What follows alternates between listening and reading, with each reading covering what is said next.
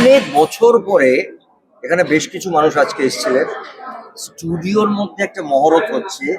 একটা সময় পয়লা বৈশাখে আমাদের এনটি1 টেকনিশিয়ানস মিলে আমার তাপস আমরা দৌড়ে বেড়াতাম, এতগুলো মহরত হতো একসঙ্গে। সো মানে এই একটা ভালো লাগার জায়গা যে এনটি1-এ স্টুডিওর মধ্যে একটা বাংলা ছবির মহরত হচ্ছে, এটা সত্যি খুব ভালো।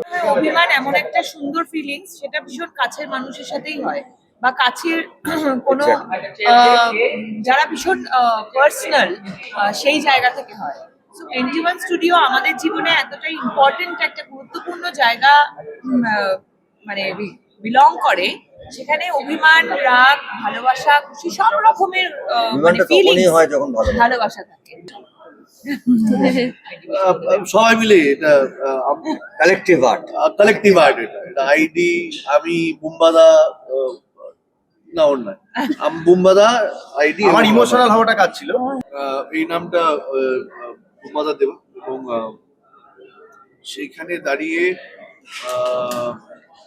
মানে ভাইসো সিরিয়াস ফিল্মসটা নেওয়া, আমার আর সৌরভের এই নামকরণটা করা হচ্ছে একমাত্র, মানে সেটা খুব অদ্ভুত ভাবে। কারণ ব্যাটম্যান আমরা জানি, ব্যাটম্যানের জোকারের এটা খুব ফেমাস লাগে, ভাইসো সিরিয়াস।